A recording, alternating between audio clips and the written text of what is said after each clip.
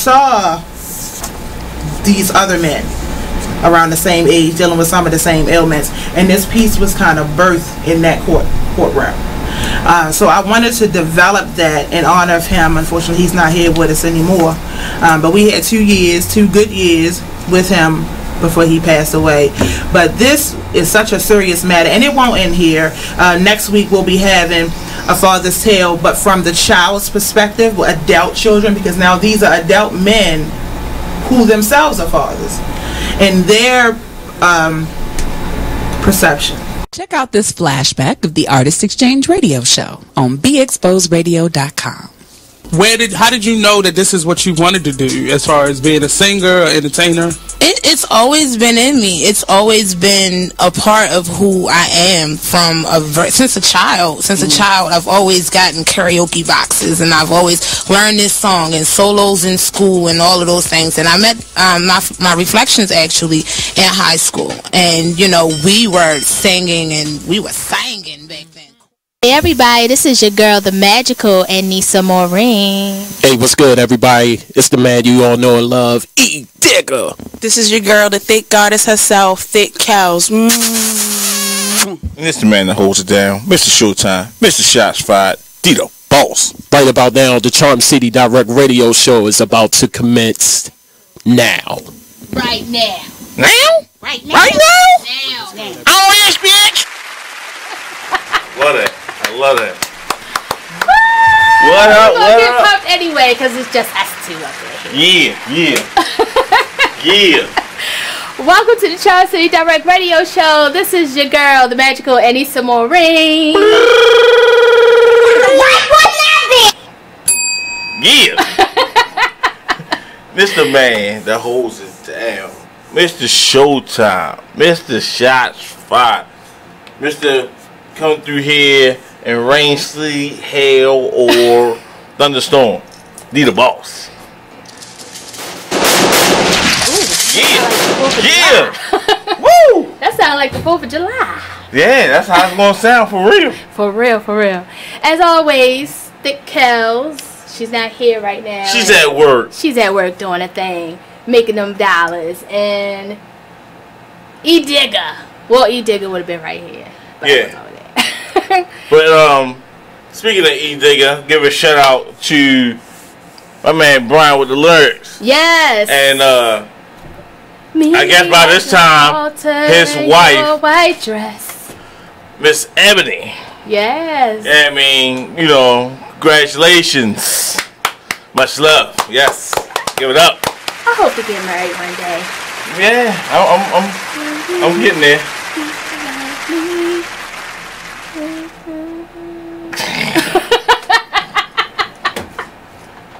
You say you getting there? Yeah. I don't know. I think these days I'm just like, if I don't get married, I'm okay. But if it's more important for me to have a companion than it is for me to have be married or have a status or be boyfriend and girlfriend if that's not my best friend. Yeah. So my thing is, you're the person that you're with is supposed to be your best friend. Your diary. Yes. And your lover. All in one package deal. I agree with that. I've been married before, so because of that, I know better next time. Right. You learn. Yeah. You live and you learn. It ain't no failure. It's just it was what it was. It's life lessons. That's right. A lot of people don't understand that. Now, it's not a life lesson if you don't learn from it. Yes. What they say, fool me once. Shame on me. No, shame on you. Fool me twice. Shame on me. Fool me 3 times. I need to shoot myself. Just saying. That's my remix. Thank you, sir. 4th of July. Yeah. Today on the show, we're going to be talking about Future's mask at the BET Awards. Somebody should have hauled off and smacked the mask off his face. Right, and he wasn't the only one with the mask. I think it was his daughter, right? Yeah. Okay. So I'm going by the photo because I did not actually see the show. But I got Did you see it? It's shut down. It's bedazzled. It's like it was like a bedazzled slave mask. Yeah. Yeah. So Future's mask at the BET Awards, what does it really mean? I mean, I found it disrespectful and offensive. Personal. Yeah. Like I saw that and I just was like, really? Click. I ain't even want to watch no more. I guarantee you, when people saw that, their ratings dropped right there. Guaranteed. I will say this, and I will say that for me, I didn't pay enough attention to the photo to even like think about, damn, that's like slavery. You know what I'm saying? Until I saw on Facebook like someone had the black and white picture. Yeah, the black and white picture compared to it. I was like, oh, damn. Yeah. You know what I'm saying? It woke me up, and I was like, that guy, you know, at first it was just a photo. Like, all right, that's Future. That's his daughter. Okay, some just dumb mockery, you know, mess going on. Is in relative to his song, you know. Dude, like, for real, he could have put like a whole mask. Like, all the masks that they had on in his video, he could have wore one of those. Yeah. But instead, he wore that. I gotta see the daggone video. I ain't even see that. You ain't missed nothing. Okay. Amber Rose being a hoe.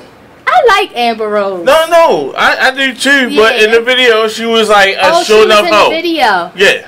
Oh. Being a hoe. Oh. Like she was being real sexual. Okay. While Future drive a car. Alright, I'm gonna have to watch that. Yeah. I'm gonna have to watch that. Also, we got Shots Fired with D, the boss. Absolutely. Maybe Loving the Skin. Maybe. You want to do that? I'm not sure. No. But Kels might be in. She might. She might? She might. She gonna try? She gonna try. Okay.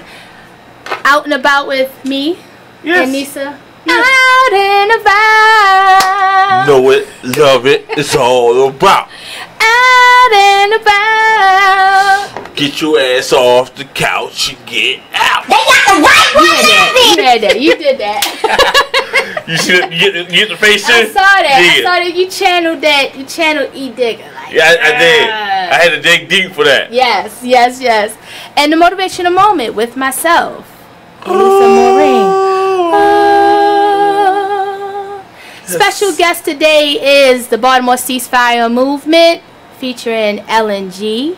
She'll be here to talk about it and answer any questions you have and discuss further what it's all about. So I was there for their ceasefire party. It was at the Bamboo over there off of North Franklin town. Oh, yeah. First and foremost, I didn't even know that was over there. Did you know that was over there? No. Damn, that's sad. I didn't even know that spot was there. We're Westsiders and didn't even know. And I was ashamed of that. I really was. Because that place was so nice. Yeah. I mean, it had outside, inside. Where is this? Right there on North Franklin. Turn off where, you know, the McDonald's is. The Exxon station. Okay. Past the tire spot. Straight down. Straight down. Okay. It's like a big old warehouse. So much space. It is beautiful. Maybe you want to consider like your reception there. Speaking like. I hear that. Yeah, it's really nice. I mean, house music, everything. I mean, it was really nice. Shout out to LNG and for Erica Bridgeford, Baltimore Ceasefire Movement. We'll be talking more about that. And, yeah. I hear claps, though. Yeah, you're getting a ball. 3 ways you can tune in. You can call in at 410-702-5657. Or you can text. You can use your little Debbie fingers. Yeah, be lazy. Or your little Debbie thumbs. Lazy. 443-642-9403. That's the text. And there's 3 ways. There is 3 ways to tune in. First way, you can go to the official website of Be Exposed Radio at BeExposedRadio.com, or you can go to YouTube, type in Be Exposed Radio. Before you watch the videos, though, hit the subscribe button so that way you get notifications of when the shows come on. Yeah. You feel me? You feel me? And last but not least, you can always go to the official fan page of the Charm City Direct Radio Show.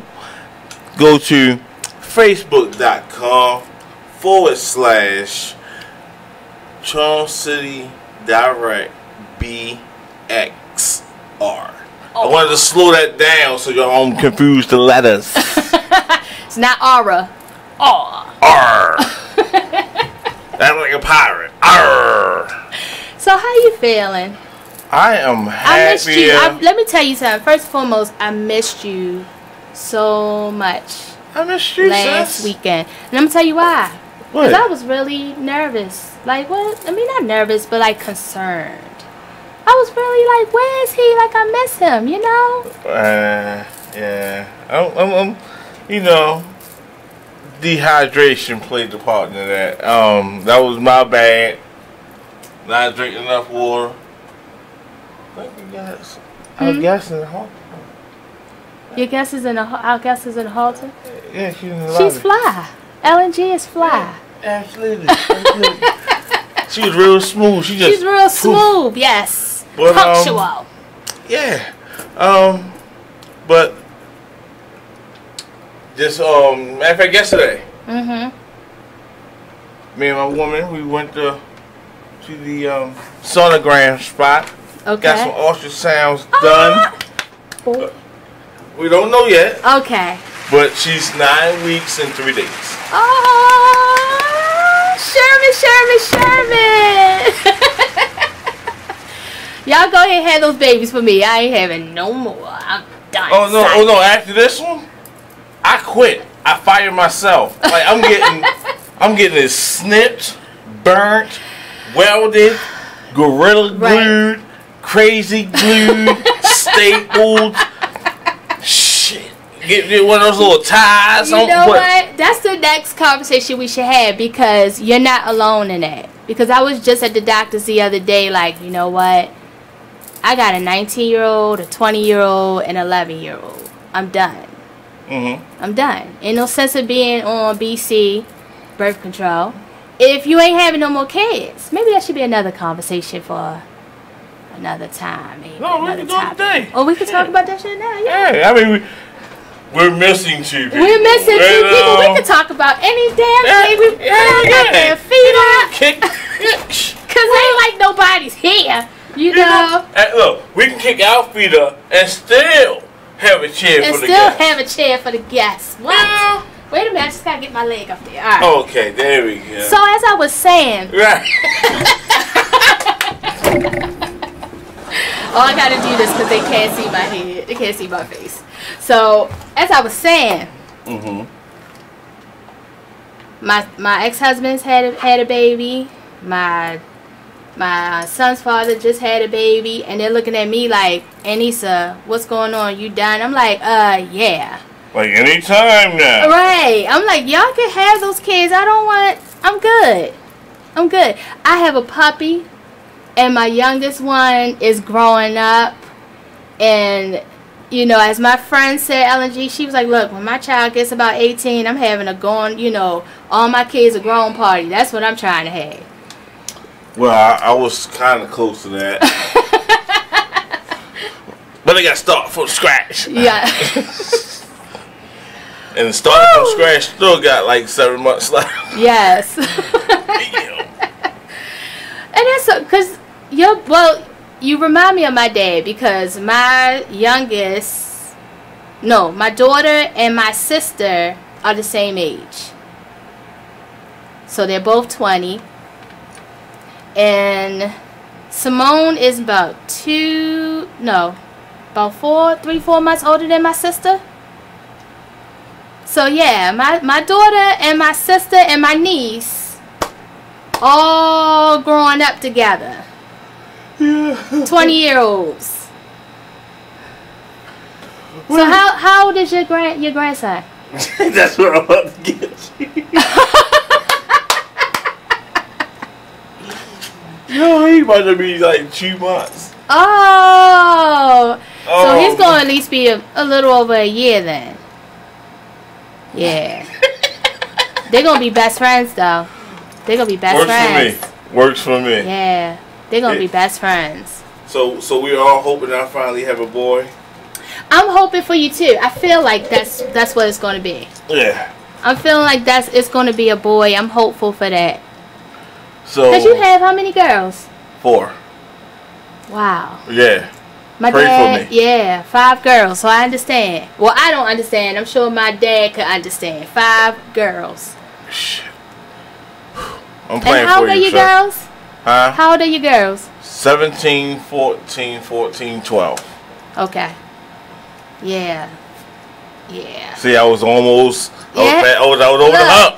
I was over the hump. Look, I understand because Simone and Lance were like 9 and 10, and then came Jakai. And I just knew, and first and foremost, this just shows you I hadn't been pregnant for a while, because when I was pregnant with him, I thought something else was going on. I was like, oh my God, I'm dying. I got experiences I ain't never had before. Jack was like, you pregnant? What the hell is wrong with you? Like, chill out. So yes, thank you, Jakai. But he'll be 11. So as we go into a break, we come back more with Charm City Direct Radio Show only on BeExposedRadio.com. Yeah.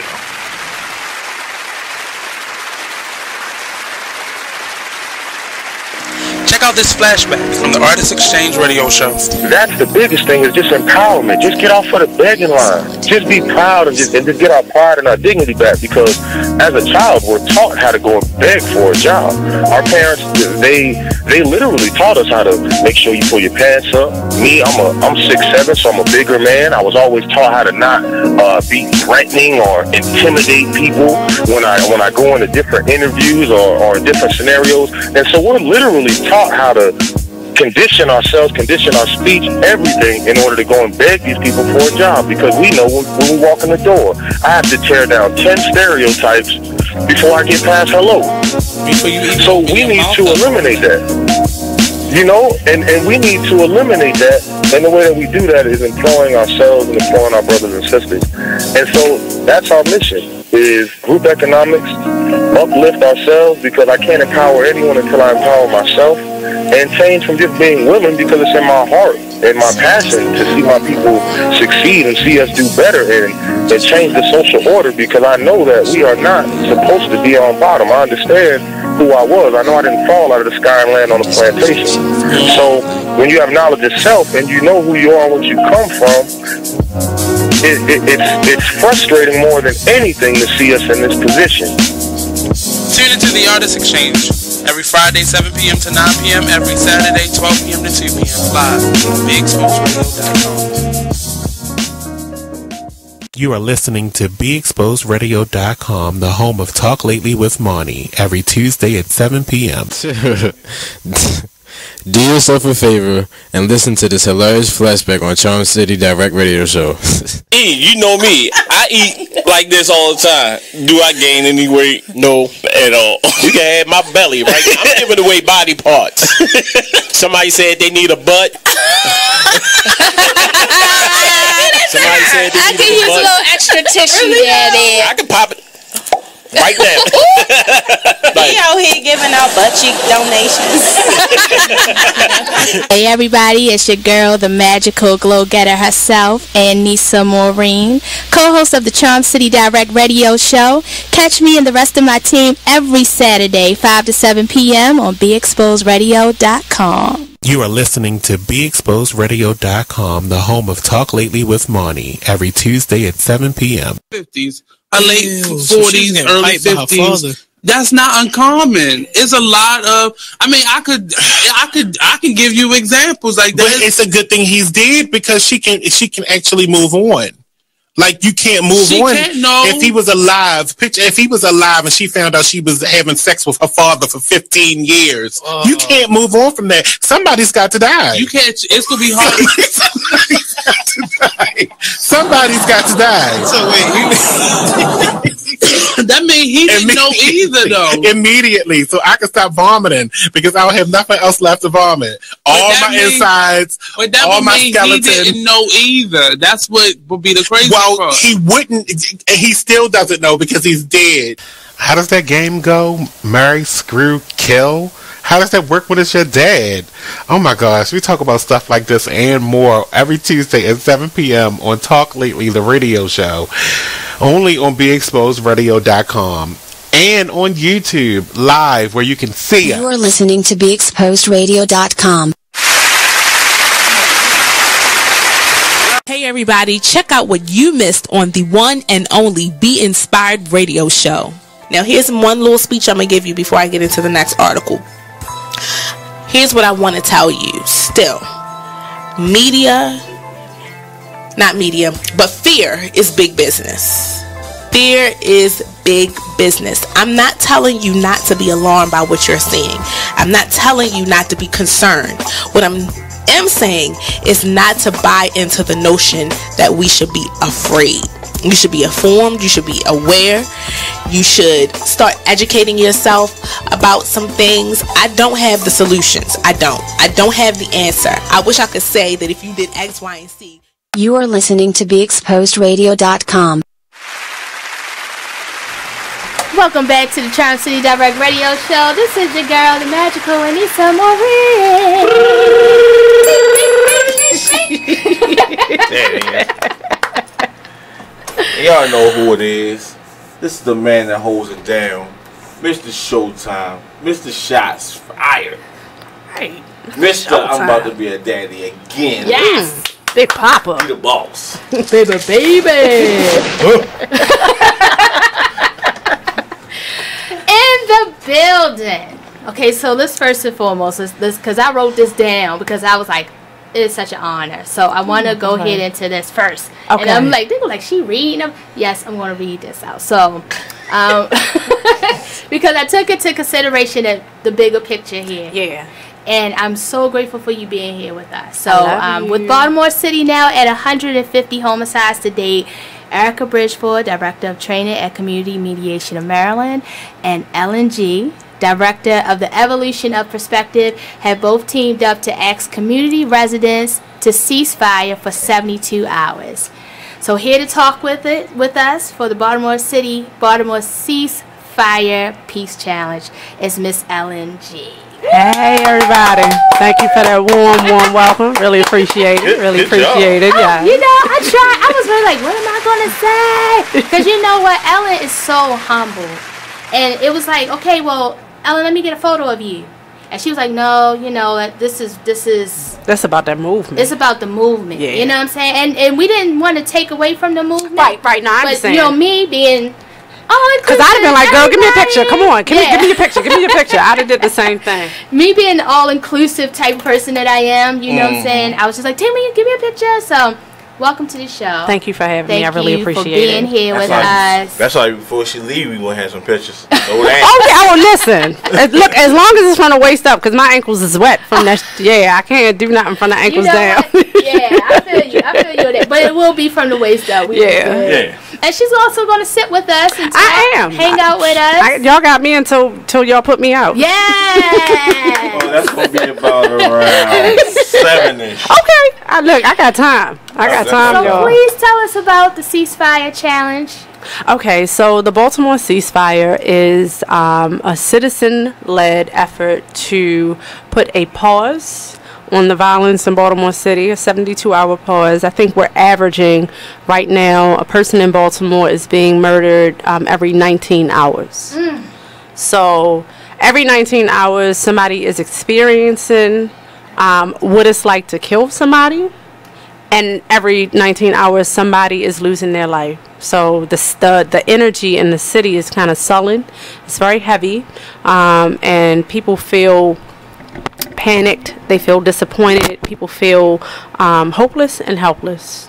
And E. Wonder, being the Wonder Woman that she is, had it on her heart to say to people in Baltimore City, look, I understand that we're hurting, I understand that we have to do something now. I get that part of it. But what will Baltimore look like if we, everybody in Baltimore City, the citizens of Baltimore City, so not the mayor telling us that we gotta do it, not the police telling us that we gotta do it, not any organization telling us that we have to do it. What if we take our own individual and collective personal power and put that together and just celebrate life in Baltimore for 72 hours?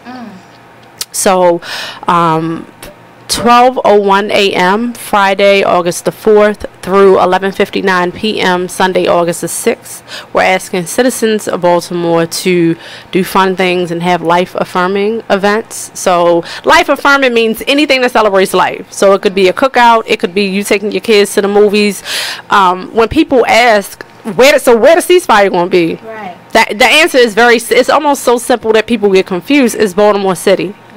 So they're like, right, but like, where is it going to be? And I'm like, Baltimore City. Baltimore City. The whole entire city. Anywhere and everywhere in Baltimore City. Right. So if you want to have an old school red light, I'm telling my age, basement party with some hip hop and all that other stuff that Friday night, then that is you contributing to the Baltimore Peace Challenge. That's you taking the Baltimore Peace Challenge. Look how many people, I think we talked about this before, look how many people could like really take advantage of this opportunity.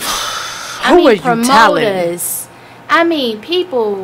This is the one time that we would not mind you putting the picture of the ceasefire on your flyer and saying, because you know how like around Martin Luther King, they had Martin Luther King parties, and it's like Martin Luther King was not turning up in the club.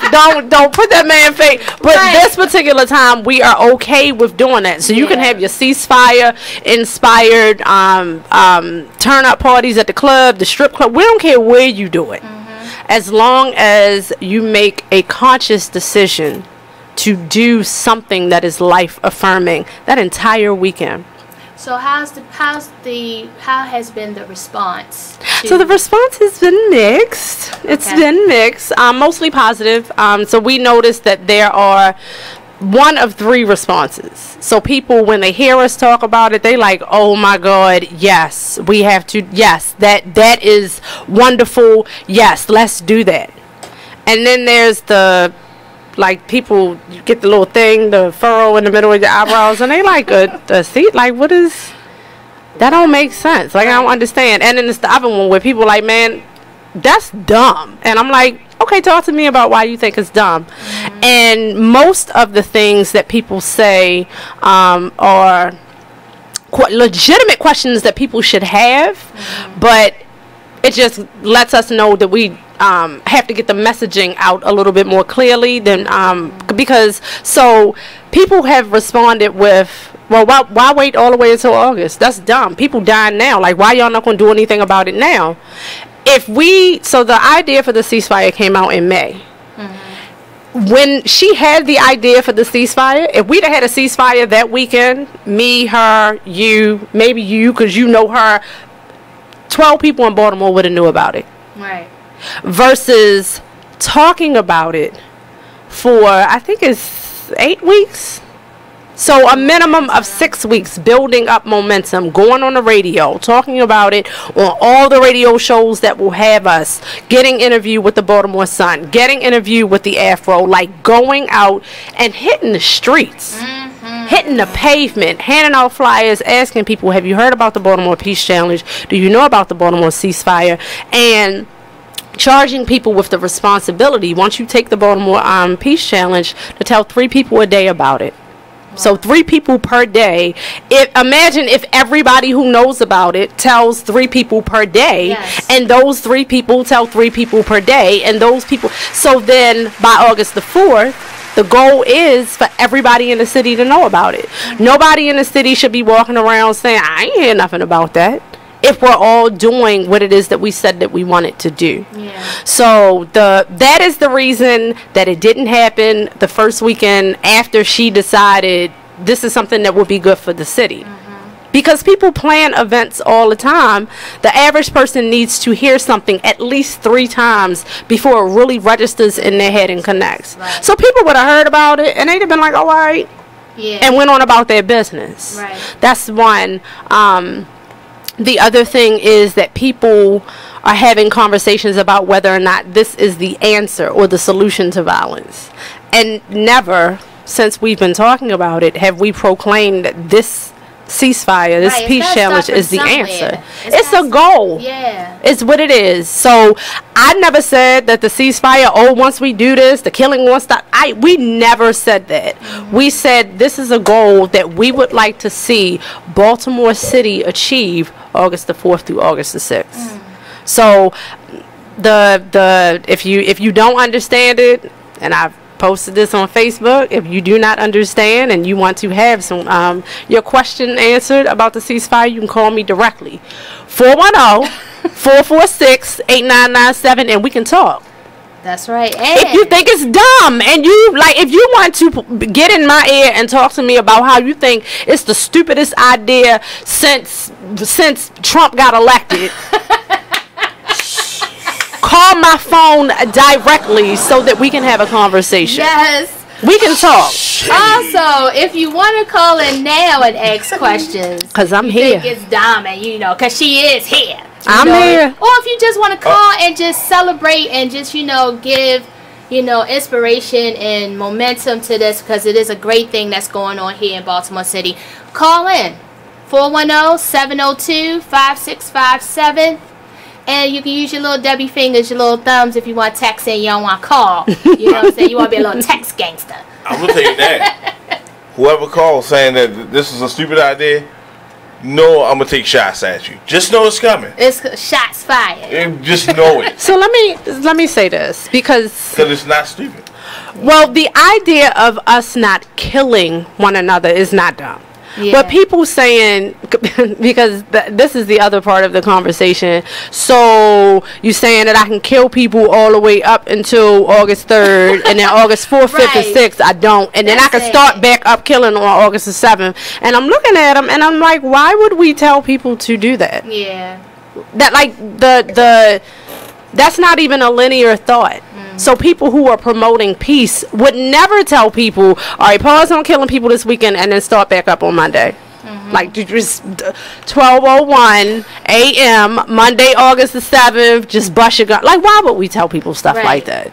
Right. So and that's why I tell people, like, call me. It's okay to call me. It's okay to inbox me. I don't get offended because I understand where those things come from. Those questions come from pain. They come from trauma, fatigue. And it comes from hopelessness. Yes. People really do not. Because I had a man laugh at me today when I gave him the store window flyer, and I asked him. I said, "Well, what are you laughing at?" And he was like, "Man, these little kids ain't gonna change." And I'm thinking to myself, I mean, as long as we feel like that, they're not. Right. Are we talking to them? Do we know what they need? Do you know how much pain you have to be in to kill somebody? Not even thinking about the pain that you're causing, the pain that you're in, that the only thing that you can think about is, I'm going to take this person's life. And some people don't like to talk to me because they feel like I am too understanding of people who do wrong stuff. And it's like, hurt, and it's a cliche, but hurt people hurt people. The more hurt you are, the more damage you do. So if you out here terrorizing the city, that lets me know that you in a whole lot of pain. A lot.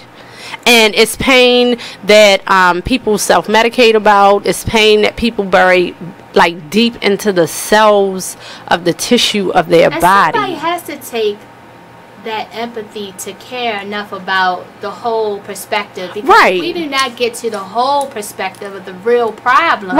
How are we to fix anything? Somebody didn't wake up today and be like, "Oh, I'm gonna be a killer." Like, nobody decides. Like, people do not get up and say, "Oh, it's July 1st. I think I'm gonna start killing people today." Like, people don't do that. So the idea behind and to not other people. Because we are, regardless of whether people believe it or not, we are one collective conscience. And we are all interconnected. So everything that I do affects everybody else, because everything that I do touches somebody in some kind of way. So I'm not going to other somebody because they're out here hurting people, because I understand what it's like to be hurt, and I understand what it's like to hurt people. Yes. I'm not making excuses for people, but then to me there needs to be an increase in understanding, and I understand why people don't want to understand it. Because it's easier to say that person is bad, throw them away. And I'm thinking to myself, like, what happened in society that it became okay to just throw people away? Like, what happened to us that our answer to people hurting and outwardly expressing the amount of pain that they're in is that we just going to throw them away? I don't know about y'all, but that's not like the black heritage that I come from. That's not where we come from. No. I can understand why the children are asking. When I think about it, it's like, okay, so we're just going to wait until 12:01 before we start shooting again. That's not because it's coming from a dumb place. That's because they just really don't understand, and they really just need somebody to help them get some understanding to them. Because, you know, even young adults, you know what I'm saying, somewhere in their mind they've been programmed to just not have that understanding. Exactly. And so for a kid to ask that question, for someone who really doesn't know, it's not a dumb... No, these are adults asking me that question. Really? Wow. These are 30, 40-year-olds asking. People that know better. People that know better. Yeah. But it reminds me of hopelessness. It reminds me of just how tired we are and how powerless we feel over the conditions in our community. When people go on rants and you know, they're expressing themselves about why the city looks the way that it does, and the state of black people and all this other kind of stuff. Mo, you know, and you know me. My thing is, well, what is at the root of that? Yes. And I've learned that whiteness is at the root of anything that has to do with the poisoning of blackness. So when I see black people acting out, I don't see, oh, it's something wrong with blackness. I see, oh, that's whiteness doing its job. That's because that's what whiteness does. Whiteness poisons blackness and convinces blackness that it's worthless, that it's undeserving, that it's bad. And so we buy into that, not even realizing that we co-signing their BS. Come on. Like, when you really think about what it means to be black in America, a whole lot of our identity is tied up in what white people told us that we were. So when we were enslaved, the perception of black people was that we were docile, that we were friendly, that we were obedient, and all this other kind of stuff. And then they tried to abolish slavery, or they went through the motions of abolishing slavery, and within 50 years black people became criminals, we became dishonest, so it's like, and they, because they control the narrative, they get to decide how people view us, and they've been deciding for 400 plus years how we view ourselves. So you rip a people from where they come from and essentially become their parents and tell them, you are this is who you are. And so they went from using the words to using imagery and using music, the very things that we, you know, our books, all of that. And they've used our culture against us, all about mimicking our damn culture.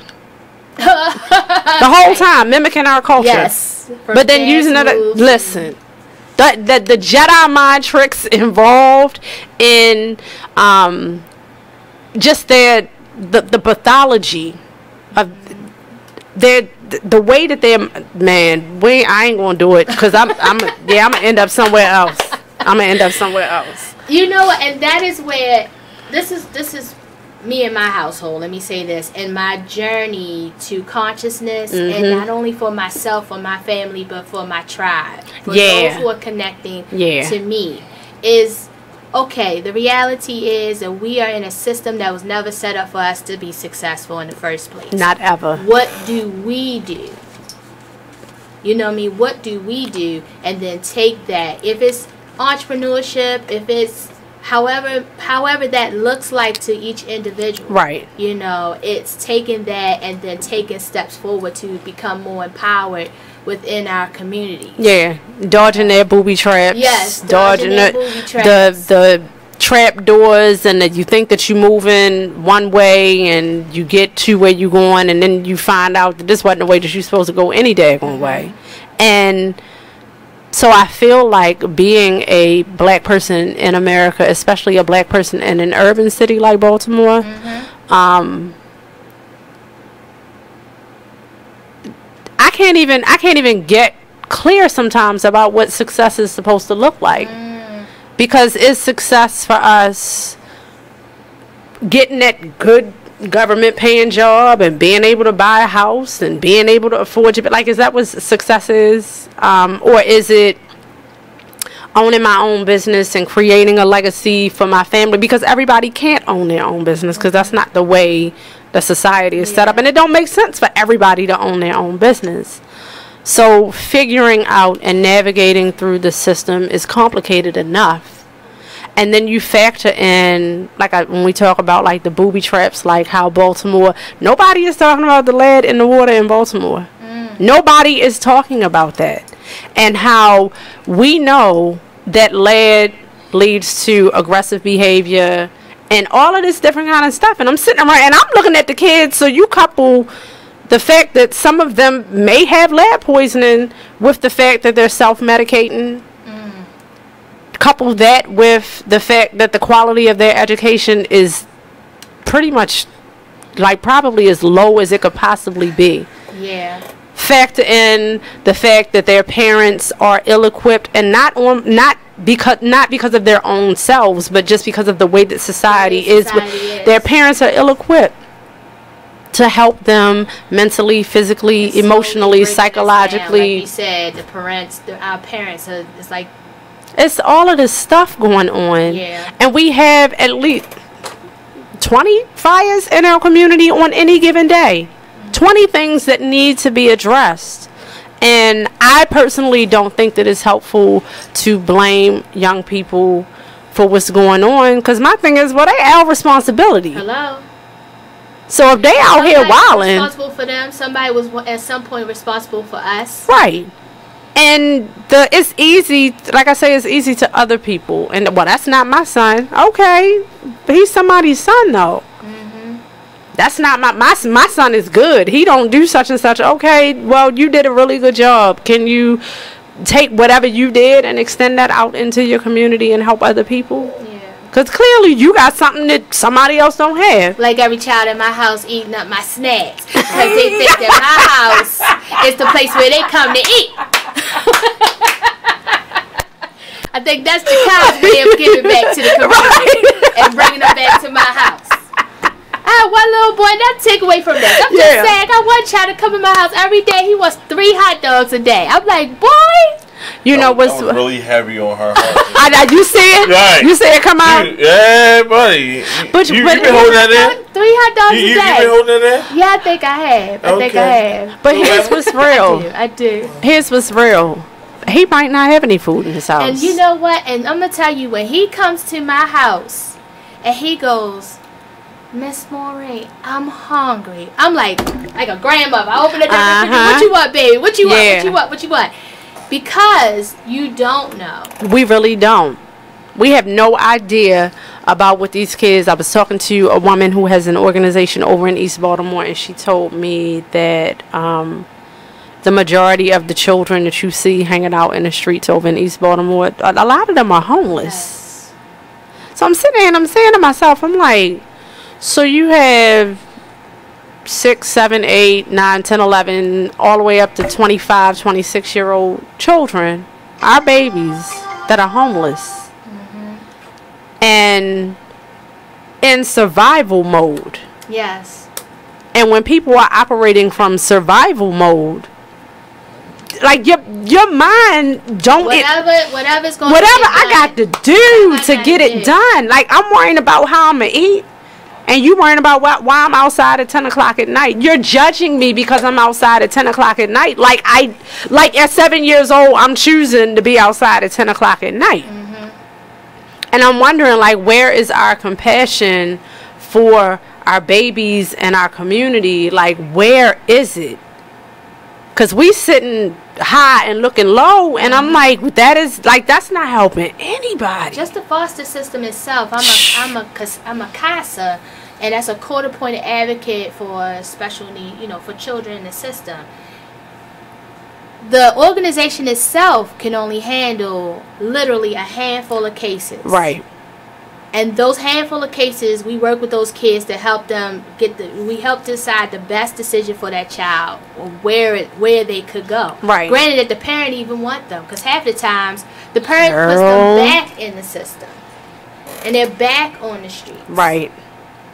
Let alone the 6,000 other kids who don't have somebody even advocating for them, who ends up aging out before anybody get a chance to just help them at all. And they don't have any roots. Right. Could you imagine what your life would look like if you didn't have any roots? You just out here. No family. You know what I'm saying? Your friends are the people who are out in the streets with you. You don't have no roots. No place to call home. No adults who are willing and able to take responsibility for you. Like, I think about that stuff, and that's the reason why I won't stop. Like, when people ask, how you get up in the morning and go to work, and then you come home, and you go into these meetings, and you going to this, and you doing this, and you doing that, and every time I turn around, you doing. That's why. Yeah. I can't in good conscience sit down. I can't come home from work and sit down and watch TV all afternoon. I can't do that. And I know my kids miss me. I know my kids, are like, there she going to another meeting, looking at her calendar, and we actually have to schedule time to spend time together. But they understand, because I told them, y'all have a responsibility to your community too. Yes, we're not here just for ourselves. Because if one person is hungry, it's going to be a problem. Yeah. If one person in our community is hungry, it's going to be a problem, because eventually something in that survival mode is going to kick in if nobody helps them, and it's going to spiral into something else. One person. And we got kids who are out of school right now. The only time that they did eat was when they were in school. Like, just all of these different things, and how all of that stuff contributes to violence. These children are angry, they hurt, and they don't have the kind of guidance that they need. So the people who are able to pull them in and exploit and manipulate them, they're like, that looks like love to them. You care about me. You put a gun in my hand so that I can protect myself on these streets. Like, if you're not in your right state of mind, that looks like, oh, you love me, because you looking out for me. And their kids, by anything that looks like I care. Yeah, they're gonna gravitate straight to it. Gravitate right to it. Because who am I to say, well, you shouldn't be, you shouldn't be out here, and you shouldn't be doing this, and you shouldn't be doing that, and I ain't fed you. I ain't put no clothes on your back. I ain't asked you, were you okay? Those other people, the people who are unfortunately guiding you down a path of destruction, they're doing that for you. I love that. When we come back, we're going to talk more with Baltimore Ceasefire Initiative Coordinator Ellen G. And also call in if you have any questions, 410-702-5657. It is the Charm City Direct Radio Show. We'll be back. Yo, this stuff sits.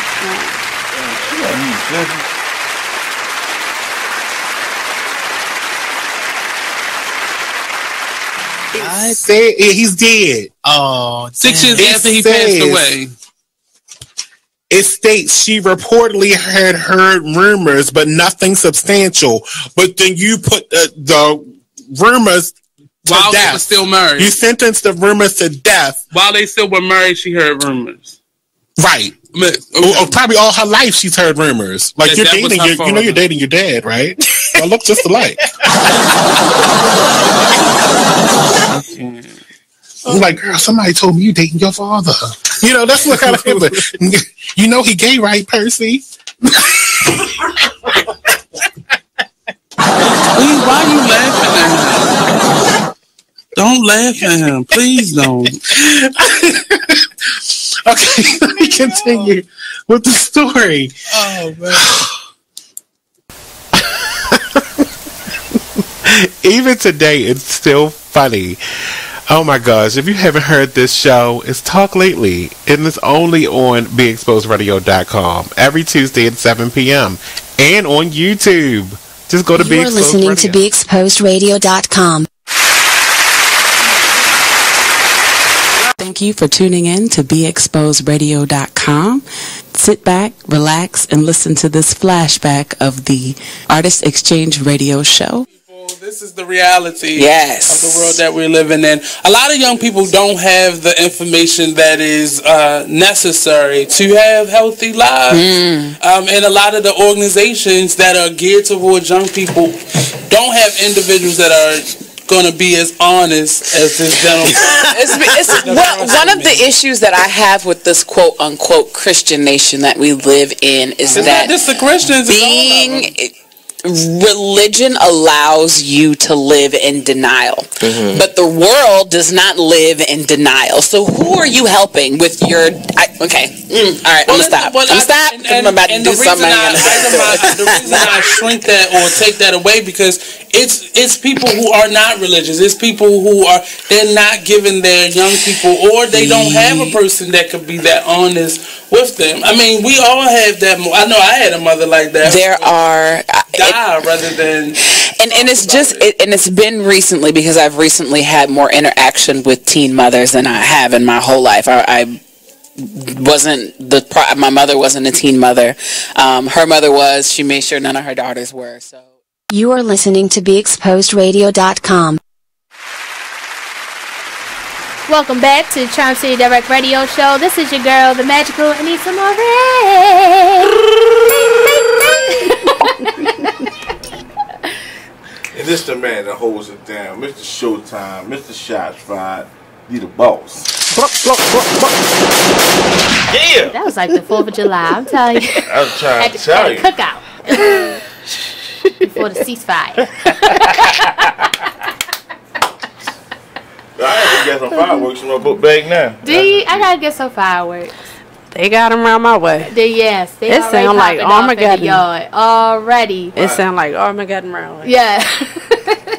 Here with us today is Baltimore Ceasefire's Initiative Coordinator, Ellen G. Hey, y'all. Director of the Evolution of Perspective, and also D. She was the Divas Dish. Yeah. I remember. Of the Divas Dish. Yes. We used to get it. Yes. Do I look 2 steps and stop? Oh no, it's the reason why she said that to me though. Oh, why she said that to you? He was so he was like, every time he'd see a photo, he's like, "Is that the Divas? Is that the Divas?" Oh, it's us. Yeah. Did you come in with a halter? Did you come with a halter top? Did I come in with a halter top? What you mean? Just a few minutes ago. Did you? No. No. I thought she said she came in with a halter. No, I said she just came in like woof. Oh. I just appeared. Cause at first I was like, oh, ain't nobody out there. I was like, cause I thought she came in here before. I was like, yes, cause she. I might get a little something. Yes. And then remember, I was also saying like I wanted to challenge y'all to a dance off. Oh yeah. Oh, you don't want to do that? I told him. You don't want to do that, brother. You don't understand. Like we old school. We gonna hit some dances on you. We don't want to hurt your feelings. I don't want to hurt all y'all feelings. Okay. I mean, what you trying to do? I'm saying though, you ain't saying nothing but okay. The next party. The next party. The very next party. We gonna have to show them. Oh, we gonna have to show them. I told him. It's all love. Right after we done. It's all love. I'm gonna say this because I can. So we talking about old school. Let's talk about an old school movie that I'm about to take this quote from. Oh my gosh. Don't take this as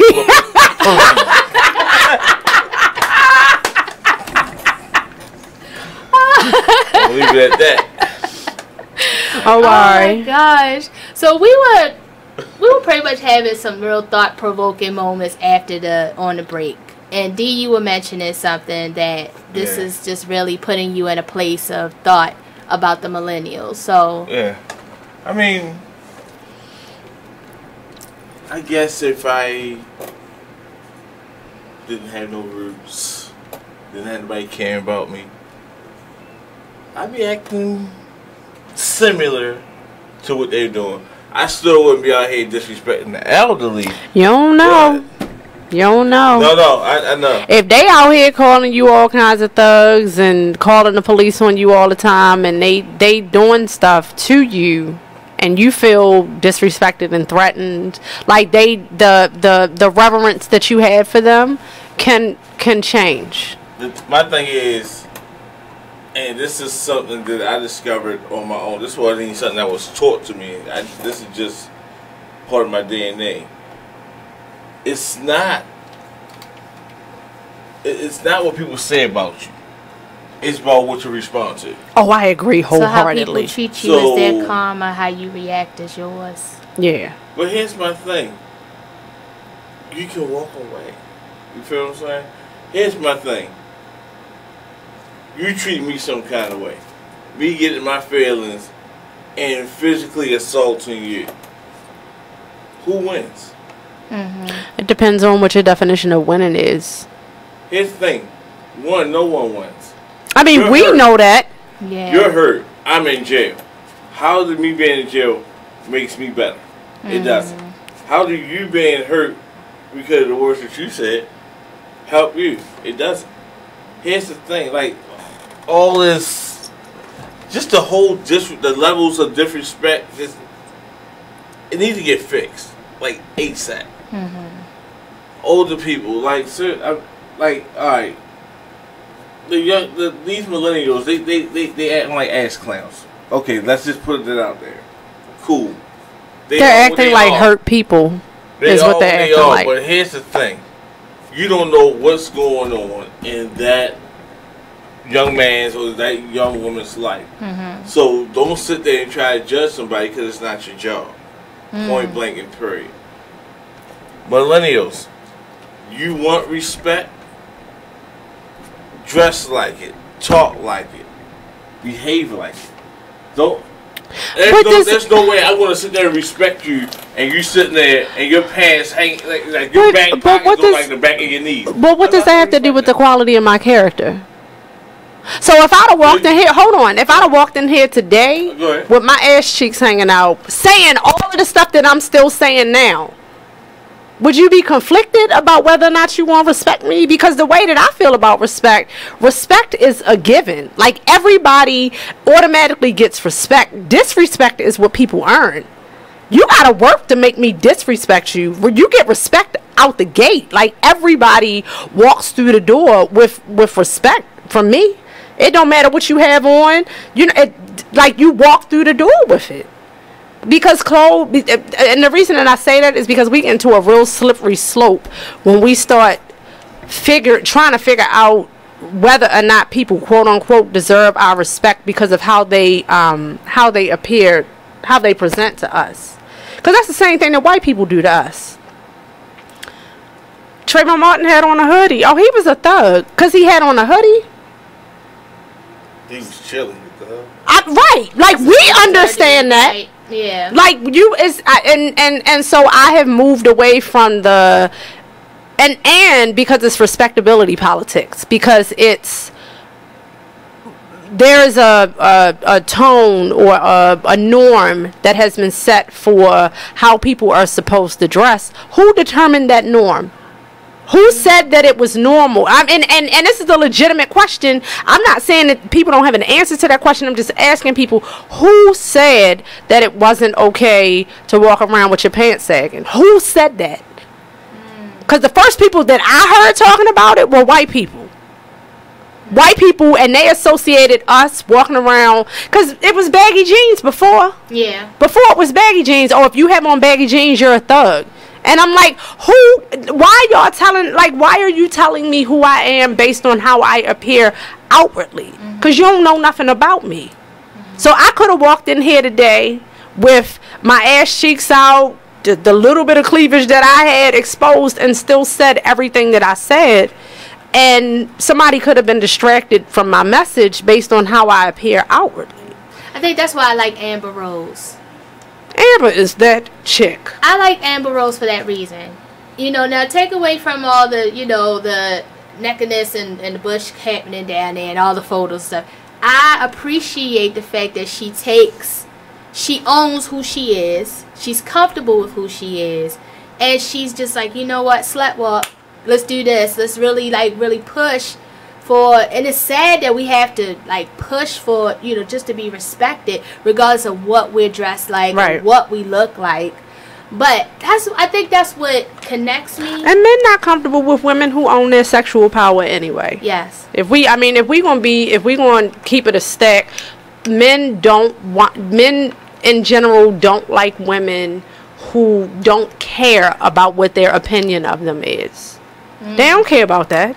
Like their thing is, no, in order for you, because you're a reflection of me, and so in order for me to be viewed a certain kind of way, you have to present a certain kind of way.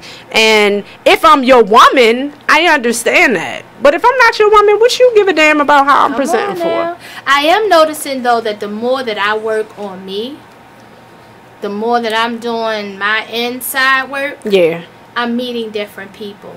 So the men that I'm meeting today, it's like, girl, you better go on with your badass. You better do that. That's who you are. Yeah. And I'm like, whoa, okay. So more inside work, more work within, and I'm starting to see the people, not just men alone, but women.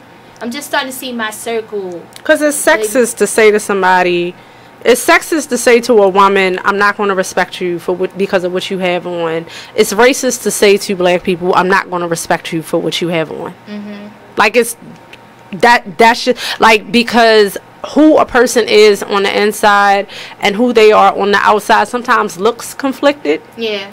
But who am I to number one, judge your humanity based on your clothes? Because I could see you today, and you, now mind you, I don't want to see nobody ass. I don't. But that's my own personal thing. Right. But as a human being, you have a human given right to present how you want to. Right.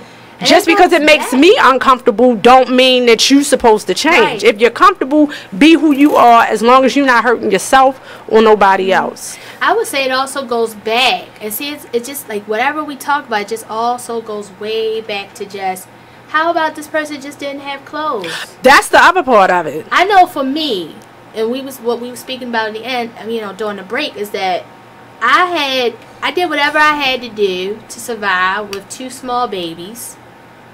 And, you know, I told my daughter all the time, Mama would have been on that pole, honey, if I couldn't have got what I needed to get. You know what I'm saying? Hello. And I was a hothead. Right. Nobody couldn't tell me nothing. Nobody couldn't tell me nothing. I had no problem telling a grown, an elder, get the fuck out of my house. Right. Or cussing at him. Right. Or saying any. And it was one woman who took me in and said, Maureen, no, that's just not how you act. This is just not how you do things. You know what I'm saying? Stop burning your bridges, or you ain't gonna have nobody in your life. But that's just because I was coming from a place of pain. Just lost my mother. My dad's in California, and all I have, and all we got, it was a little small spider. So anything, and all I have is me and my children dealing with the stresses, trying to take on stuff at 21. Yeah. By any means necessary, you were going to get it. Survival mode will kick in. Survival mode kicked in. And think about all the black people that's out here, like, really in survival mode. Because survival mode looks like not having enough resources to be able to exist comfortably. That's every goddamn body I know. That's what I was about to say. That's everybody I know. Yeah. Not having enough resources to live comfortably. And so the people who are out in the streets trying to make their way are being judged by the people who work a 9 to 5, who are literally 2 paychecks away from being homeless. And And I'm sitting there and I'm saying to myself, like, yo, you are 2 paychecks away from being homeless. How you out here judging these people? You surviving your damn self. Right. By the skin of your teeth. By the skin of your teeth. Get laid off from your job and watch what happens. Away from being on the street. I used to snicker. Happy Meal. Yeah. And no room for it at all. Let me ask y'all, what are your thoughts, if you've listened to it, what are your thoughts on Jay-Z's album 444? Apparently, this has been, they're saying that he is contributing, I guess, giving wisdom to the communities. Have you guys have you listened to it? I haven't listened to it yet. I heard one song, I think the OJ song. OJ song, okay. The video is powerful to me. The video is really, really, really powerful. Okay. I appreciate anybody who can allow their perspective to evolve and share that perspective with the world. I appreciate that about I don't care who it is. So if Soulja Boy wake up tomorrow and decide that, you know, he gonna start promoting all black everything, then I will get behind him 100%. Yes. 100%. Yeah, I haven't heard the music because I'm like, I am not downloading another music software. I enjoy the one that I have. Right. However, I'm looking at the lyrics. I'm reading the lyrics on Instagram. I'm like, okay, all right, somebody's putting back, you know, a conviction. It feels like a conviction. Yeah. Like, all right, I need to put back and give and change. Like, I'm taking responsibility now for what I've also contributed. Right. So I'm just saying, you know, I think anybody who can turn their lives around and say, okay, I need to give some wisdom and some knowledge, you know. Yeah, it's helpful to the community. Yeah. Because instead of talking about Molly's and Percocets, you're talking about being a family man and how it's okay to go to therapy. And how it's okay to apologize for the mistakes that you made, and it's okay, and not only apologize with your words but with your behavior. And now I feel like especially black men are ripe for that message, because the messaging that they've been getting for a long time is not good quality messaging. Like, they've been hearing and celebrating the lower parts of who they are in our society. And I get it, but anytime a black man wants to stand up, even if, and I'm not talking about Jay-Z, but even if he don't mean it, you know what I'm saying, and put something out there, you laugh, put something out there that can help to elevate the consciousness of his people in his community, like, I commend brothers for doing that, because the backlash that you're going to get from the people who like, man, you corny, talking about that family stuff, like, what's wrong with you, I'm bitches all 24/7 all day, like, that kind of thing, like the backlash that they get from that. I wouldn't want to be a man, because the pressure to do the right thing is not, like, a woman, we could easily be like, I don't care what y'all doing, I'm going to be over here doing this. But the pressure to do the right thing for men is very, very different. Yeah. And I don't want that in my life at all. I don't want that either. I don't want that either. I was mentioning on Facebook. Ain't easy, bitch. I am sure. Yeah. I was mentioning, just giving my 2 cents. I was like, because I'm watching Facebook, and it's always those, it's just social media, period. You always got the person, I told y'all this is what, you know, and I've been saying this all this time. You know, this is what I've been saying. And I'm like, wait a minute, but can I ask why, if you've been saying this for so long, why hasn't anything changed? Is it that you're not either leading by example, or that you're not, you know, you're not showing up for your tribe, for your people? And sometimes Jay-Z has a platform. Exactly. So, like, I heard somebody say, you know, you got rappers, local rappers who've been saying the same thing all this time, and now all of a sudden y'all want to start paying attention. groupthink is real, number one. And people pay attention to what they're told to pay attention to. Like, it's an unfortunate reality that is what American culture is, that people can be manipulated into paying attention to whatever. So because we care about trends and because we care about what's hot and that kind of stuff, positivity is not trending. When has positive, like, I'm since the late 90s, I need somebody to point to me to the time where positivity was what everybody was talking about. Positivity is what we're saying that we need, but positivity is not what everybody is talking about. So that's not going to be what the masses gravitate towards. They're going to gravitate towards whatever is being pushed in front of them. So if that's black women on TV fighting, if that's black men talking about popping pills and sipping lean and all that other kind of stuff, like, that is what people are going to pay attention to. And that's why I feel like artists have a responsibility to the community. And to me, that responsibility is bigger than their responsibility to self because of their platform. But I know a lot of people don't agree about that. If you have millions of people sitting and waiting to hear what you have to say, and you talking about some bullshit, and then you wondering why the community is some bullshit. Yeah. Like, and for you to be like, well, I'm not a role model, you know what? You're right. You're not. So, clearly. Yeah. But you know people are paying attention to you. You know that they are hanging on your every single word. And you don't care because you getting paper. Like, oh, all right, that's my own buy. I ain't buying This goes back to what I was saying. It was mentioning, because someone said, well, you know, money moves everything.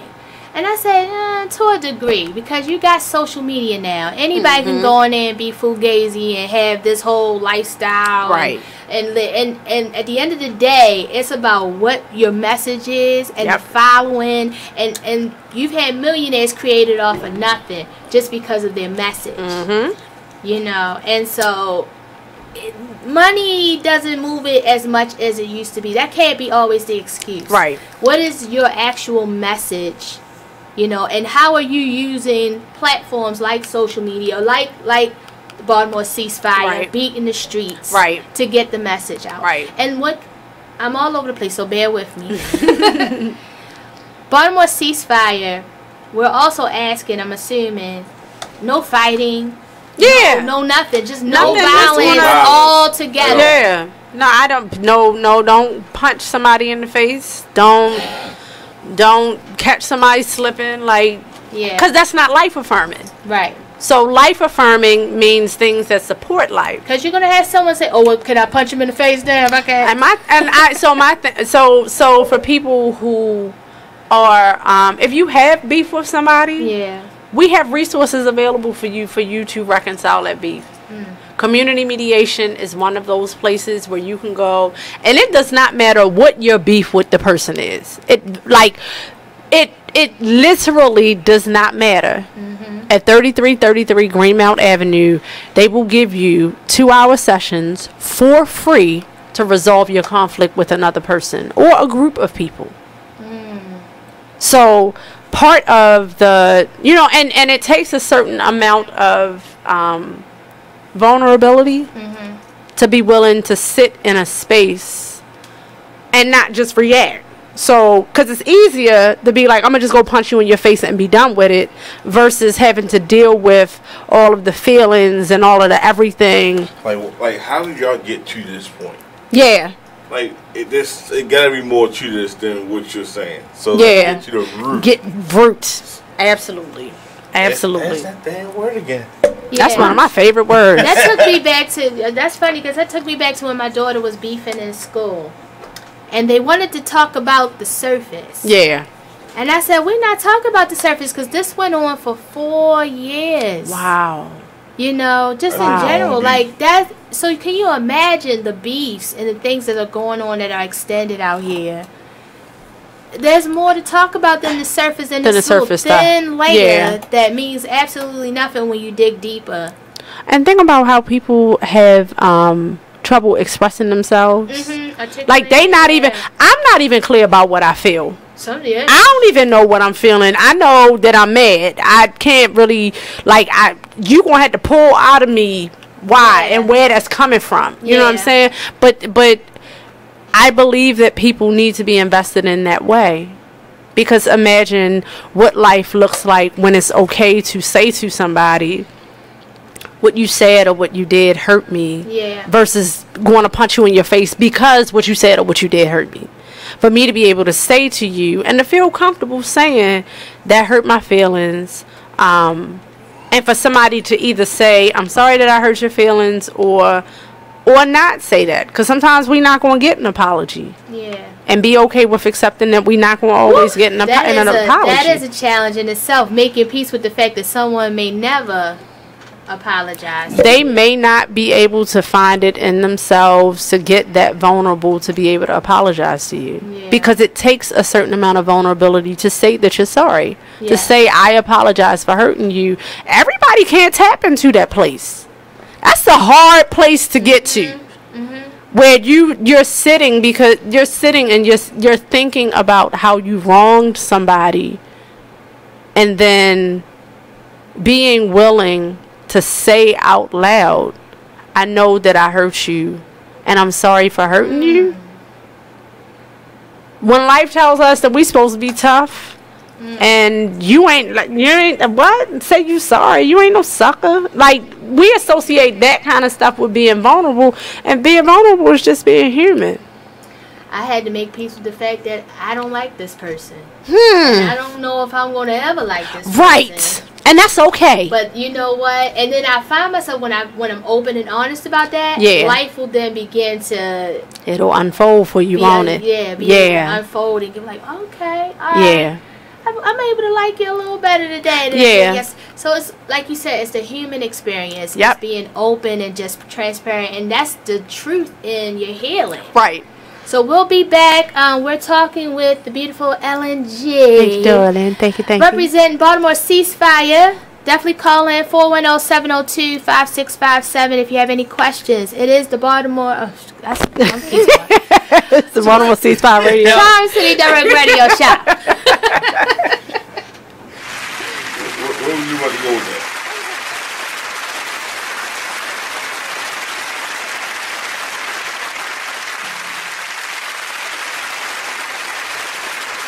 Check out this flashback of the Artist Exchange Radio Show on BeExposedRadio.com. So we're going to get a little bit into the album with Miss Amira and learn the basis of it, the Banji soul of it all. So let us know, first of all, what is Banji soul? Banji soul is basically just real. It's real soul. It's real. It's not cut down. It's not watered down. It's, how as hot as it came off of my mind and my heart, that's what it is. And a lot of the times I get a little tangy, banji, ratchet, whatever, however you like to put it, classify it, but I like to say banji, because I'm classy. Banji is a little classier. It's a little classier. That's got your pinky up. You got your pinky up with that. Okay, we got to keep the bees, the bougie, the banji. Yeah. All right. So she's created her own lane, Banji soul. So let us know how that is covered in the album that released on the 9th of this month, right? Yes. Well, I did it to a number of industry tracks, including like the Beatles come together, and I did a Lindsay Lohan joint. You remember the Confessions of a Broken Heart? Okay. And a lot of stuff I aimed to like change the theme that was originated, or just to... It was my therapy. Okay. It was my therapy. So that's why this is a mixtape. Yes. Okay, because you did a lot of remakes. Okay, I got you. The Artist Exchange Radio Show every Friday, 7 p.m. to 9 p.m. Every Saturday, 12 p.m. to 2 p.m. Real artist, real talk, real live on BeExposedRadio.com. Man, it is what it is. Man, it is what it is. Well, it is what it is. This fly T Miles, also known as Tyree Miles, and Mr. Miles the writer. Hip Hop K, check us out every Friday on Be Exposed Radio at 9/11. coming to y'all soon. Hey everybody, check out what you missed on the one and only Be Inspired radio show. Now here's one little speech I'm going to give you before I get into the next article. Here's what I want to tell you. Still, but fear is big business. Fear is big business. I'm not telling you not to be alarmed by what you're seeing. I'm not telling you not to be concerned. What I'm saying is not to buy into the notion that we should be afraid. You should be informed. You should be aware. You should start educating yourself about some things. I don't have the solutions. I don't have the answer. I wish I could say that if you did X, Y, and Z, you might not get shot by the police. I wish I could tell you that, but I can't. But what I can say is just start making yourself aware of what's going on, but don't be so consumed by what you're seeing that you become afraid, that you don't want to go out.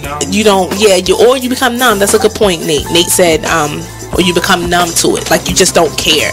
So we need you to just continue to be in touch with what's going on, but educate your family, talk to your sons, talk to your daughters, because it's not just limited to men. We know from Sandra Bland, she was a young woman who was killed. And we don't want to say, we don't know all the details behind what happened. No, the fact is that person's life still matters. They still have rights. They should not just be killed dead before they even get a trial. Okay, that's the point. They deserve a trial at least, but they can't even make it to the jail cell to get a trial to be tried. They're being killed even before arrest. Terrible. So that's my soapbox. Tune in to Be Inspired every Wednesday live at 7 p.m. right here. You are listening to BeExposedRadio.com.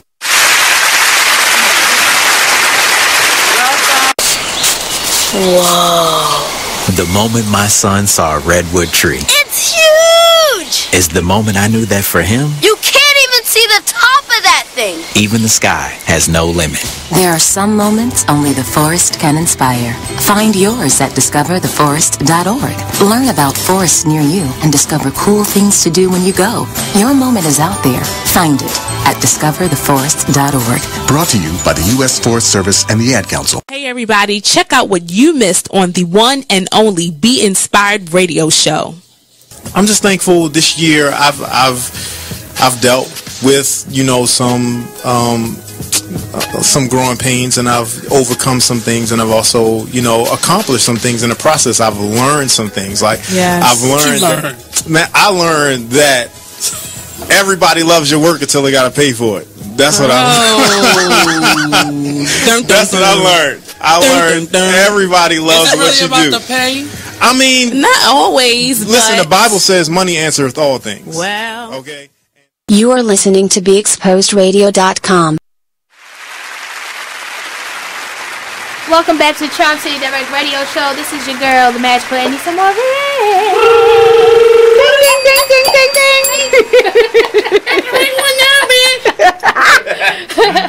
And it's the man that holds it down, Mr. Shots Fired, Mr. Showtime, the boss. And I'm ELLENG, a smooth operator operating correctly. Hey. And she must spit bars. Hashtag. The beautiful LNG representing for the Baltimore Ceasefire Movement, Peace Challenge. I'm so grateful for having you here. Thank you for being so happy to spend my Saturday evening with y'all. Yes. Y'all don't know this, but next party DVD show on hand. Gonna be a showdown. It's gonna be a dance off, baby. It's about to go down. All you gotta do is like candy. Come on. You don't want that. We will electric slide you into the ground, son. Electric slide you into the ground. We will wobble you into the ground, son. You don't want it in your life. You don't.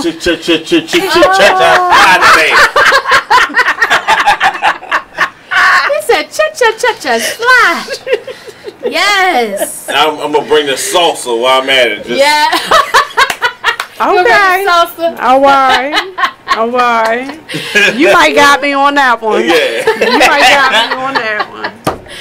So So we're here talking about the Baltimore Peace Challenge, Ceasefire Peace Challenge. And one of the topics we had for today was Future's mask at the BET Awards. Now, I didn't watch the BET Awards. I never do. I haven't for the last couple of years now. But, of course, social media will, you know, they're on top of it. I think I don't watch it because social media keeps up with it. Right. You know what I mean? So you just kind of know what's happening. And then it goes right to YouTube. And it goes right to the clips.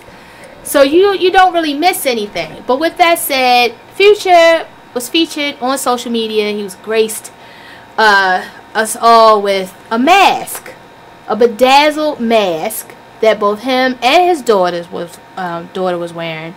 And the problem was, I guess some people had a problem with it because it replicated the slave mask. And so we thought there was a piece missing that doesn't look exactly like the cranium. Yeah, it was just, I think for most people it's just too close of a familiar look to it. Yeah. So I mean, my thing is, why would you want to do that anyway? I mean, he making songs about Molly and Percocet. I don't have a lot of faith in his ability to. I don't have a lot of faith in his ability to do the right thing. And then he got the whole thing with Sierra and their son and acting like a whole person who ain't right based off of that. So I'm sad that Future has the platform that he has to do, and that he's doing. I'm sad that Future is doing what he's doing with the platform that he has. It makes me really sad and angry that he's doing what he's doing with the platform that he has. Me personally, like I said, I saw the mask and it was just like, okay, it's just a mask. And it wasn't until they, like what we would talk about, they were showing the black and white photo that I saw, okay. And then I was like, oh, our people, we get upset about every damn thing. Like, come on, can somebody have a break? Can they just wear a mask and it be not taken out of context? Because the song is called Mask Off. Right. Can Thanksgiving happen and we not take that into? Can Christmas happen and we not? But people are going to always have something to say. That is the freedom of social media. That is the freedom of the country that we live in. But I just cannot, I mean, I really have no thoughts or feelings about it. You know, I mean, I understand what they're thinking. But I'm like, I'm not wearing a damn mask. My kids ain't wearing a damn mask. So here's my, are we upset about the mask or are we upset about the song? Because the song is called Mask Off, but he's singing about Molly and Percocet. That's the hook to the song. Are we trying to get the song off the radio? My thing is, the song sucks. I like the beat. I love the beat. When that little whistle comes, what's that? The little flute. I'm like, oh Jesus. But his lyrics and staying on topic, horrible. Which is most of the artists today. Most of the ones that are getting like 90. I want to say 98%. Well, my daughter called them the Migos, and that's on purpose. Oh my! The Migos, and that's on purpose. They was about to get tore up. That looked. I don't know where they. No, that was the other way. Because it looked like Joe Budden was about to get some work. No, because they messed with Chris Brown. They messed with Joe Buttons. And first of all, you already know when you mess with Joe Buttons, you're pretty much messing with Slaughterhouse. You don't want it with Slaughterhouse. Yeah. I'm just saying. Joe Budden is we don't know how deep they roll though. Yeah, they're very he's a very opinionated brother. He's very strong.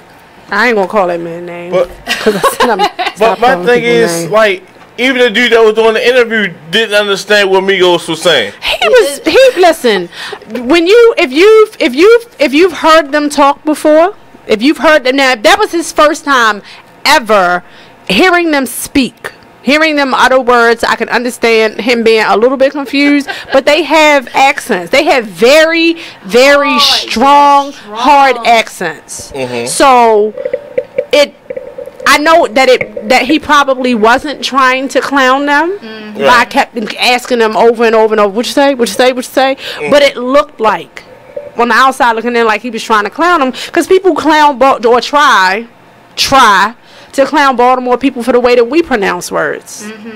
So it's like I used to. So. Right. Like, so you get it. Like, it's when people are talking, and as a professional interviewer, it is your responsibility to guide the conversation and to not be a jackass about it. Yeah.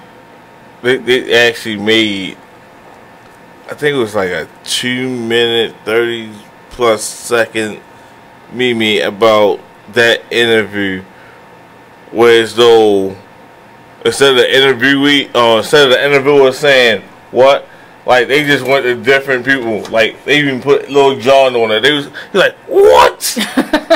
What? I'm like, welcome to meme society. I'm just saying. So if you have people out here that I'm sure heard Migos songs more than once, and they can't understand to the point where they actually went and put in this much work for Mimi. I'm just saying. I don't think it's fair to attack them for the way that they speak, because that is their dialect. They're from the South, right? But most here's of the them thing. are. Their I twang is really understood hard. everything they said in the video. I understand Jack they said at the interview. But is that their fault? It's not your fault that you can't understand. It's not my fault that you can't understand the way that I talk. That's why Joe Budden was like, okay, they're from Lawrenceville, Georgia. Okay, and I think that Joe Budden's issue was, okay, because my daughter, she really went in and dissected this whole interview, and she's like, that's my niece. Yeah, she's like, well, wait a minute, it just looks like, Joe Budden was being disrespectful from the beginning, and of course, Migos, absorbing the energy, the Migos, they, follow suit, and of course, it looked like Joe needed to get up out of there. It didn't look like it was about to get real handsy. But again, but the thing is, he didn't say nothing disrespectful. He was just like, okay, I can't take no more of this because I'm not understanding. It's not what he did; it's how he did it. Yeah, it's his action. Because if I get up right now, you say something and I don't like what you said, and I get up and I push the mic away and storm out the room, that's going to leave some energy in the space. And that's what he did. He left some energy in that space. And then the way that him and the guy, like they were sitting, their legs were touching. So when he got up, he probably didn't even do it on purpose, but he had to bump the guy to leave the way that he left. And then you just drop the mic in front of people. Yeah. Like, because when dude said you like one of my greatest like rap groups right now. And Joe Budden was like, that's enough of that shit. Right. Dropped the mic and just was like, and I could see, and my daughter's like, I don't understand why. I said, because these old school rappers, they, he's a hothead anyway, ain't he? Yeah. He has a reputation for being a hothead anyway. Right. And he meaning Joe Budden. Yeah. He's not the only person that actually he got into it with. The Migos. I like how my daughter said, the Migos. They're not the only group that he has had some touching with, So it's like, But again, the music, the message, the community, the platforms that these brothers are using, the blouses. I mean, I'm just saying. That's what I don't know. Hold up. Because when we were in high school, Paisley, them button-down Paisley shirts was hot. They was hot when we was in high school with the colorful that goes jeans. Back to the rompers too. Yeah. Well, Yes. Jams back in the 80s. Yeah. Like, fashion is cyclical. They're showing their age right now. Yeah. Yeah. I mean, I'm old school. I don't look it, but I'm real old school, and and like we were talking about before, like first of all, I go out of my way to avoid talking about people and their clothes and their looks. Like, I go out of my way to avoid doing that, mostly because I believe that people should have the autonomy to do whatever it is that they want to do, as long as they're not hurting themselves or other people. So if you want to be young, fly, and flashy that way, brother, then by all means, wear whatever you can afford, buy whatever you want, wear whatever you like. It's not for me to tell you what you should and should not be wearing. That's one. And I don't talk about the way that people look, because most of us can't help the way that we look. Like, we didn't create ourselves out of nothing. Like, we were born into who we are and how we look. So I try to avoid talking about what people can and can't control about their physical being, but like the idea that watching that reminds me of Baltimore City. And the reason that it reminds me of Baltimore City is because when there's tension and you're not exactly sure where the tension is coming from, things can get blown out of proportion and out of hand that quick. So if I walk into a room and I get a vibe from you, I don't know where that vibe came from. You could have just lost somebody who meant something to you. But I'm internalizing your energy and I'm making it about me.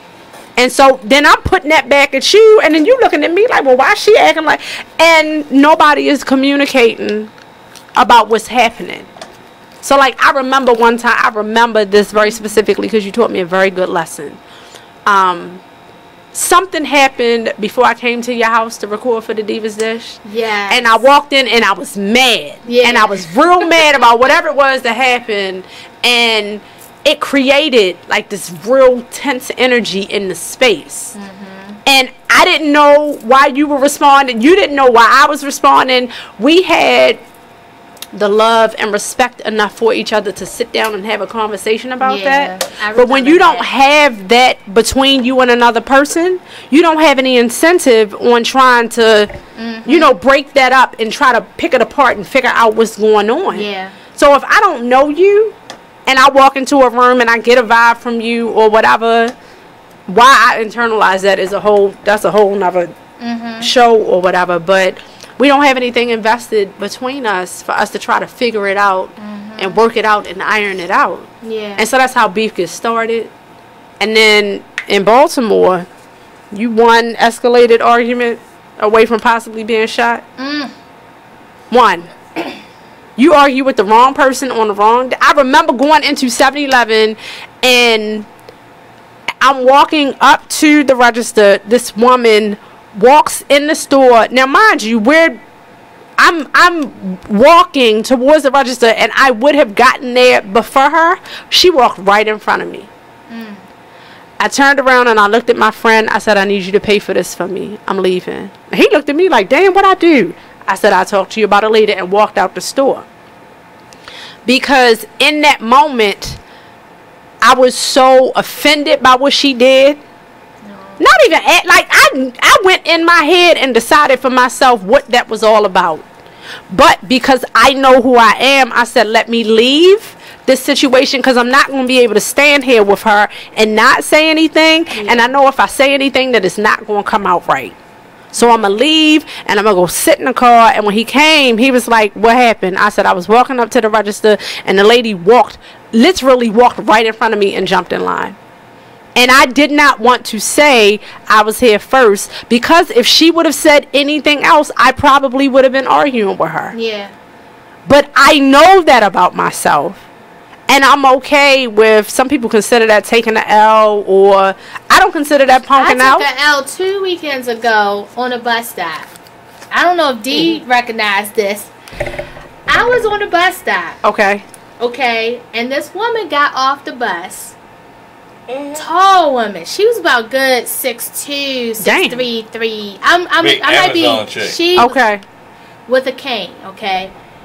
She took something that we said, or I don't know where or how we even managed to cross paths. But whatever we did was enough that she could not continue to go on with her life. She had to stand on that corner on the phone and proceeded to what I believe was put me on live behind my back. Now, I'm not knowing, we oblivious. We all in our own little circle talking. Right. But I'm noticing. You and E Digger. Yep. Yeah, E Digger. We're just minding our business, but I'm noticing, I'm hearing her. She's escalating, getting really loud. See, you know, this the problem with Baltimore City. This why sisters can't get along. This why niggas get shot. All of this going on behind me. Now, I live in Baltimore City. If y'all could see my face right now. I live in Baltimore City. They want to move your hand. They can. All right. I live in Baltimore City. So when you hear escalating, it's kind of normal. You hear people kind of getting loud. It's like, okay. But because I did not respond to her, because my back was facing her, and I was kind of hearing her but not choosing to hear her, she chose to try to call me out. So now she's on live. Oh no, Facebook, y'all gotta see this. Y'all gotta see this. She's got a mini skirt. She got on, you know, and proceeded to insult. And I said, E, is she talking about me? This is now I'm registered. Right. I'm like, E, is she talking about me? She just said miniskirt. Right. E's like, she's not talking about you. I ain't even gonna go into your man. I ain't gonna talk about your man. Start talking about E. Call his shirt serious? A picnic shirt. Said something about D. And whatever. The whole time, none of y'all realize it. But the whole time, I'm just standing on the corner, just like this, finger like that. Yeah. The whole time, I'm just like, if you're gonna put me on live, I want you to know exactly how I feel about you and your live feed. Wait a minute, hold on. Y'all was standing outside. She got off the bus. There was no exchange, she just commenced to going off. What I did hear her say was, I got off the bus and this bitch was the first face I saw. So like, she had some other kind of something going on. She proceeded, I guess at some point, because we did not give her what she wanted, she started calling us out. Wow. So now I'm like, now that I know she's talking about me, I'm like, this bitch is 6'2", 6'3". Right. 300 something pounds. Let me assess the situation. Not today. Right. I'm going to assess the situation. Today. So I proceeded to get on the bus. And when I got on the bus, now, before I got on the bus, I'm thinking, should I go back with the guys and get on the bus with them and just avoid? Right. I don't know if she's getting on the bus with me. Right. Because, I mean, I could be handsy, but I'm not trying to go to jail. Exactly. So, but then D, he's like, girl, your bus getting hit. Get on that bus. And I got on. Okay. And I saw her reaction was just, like, infuriated. Like, wow.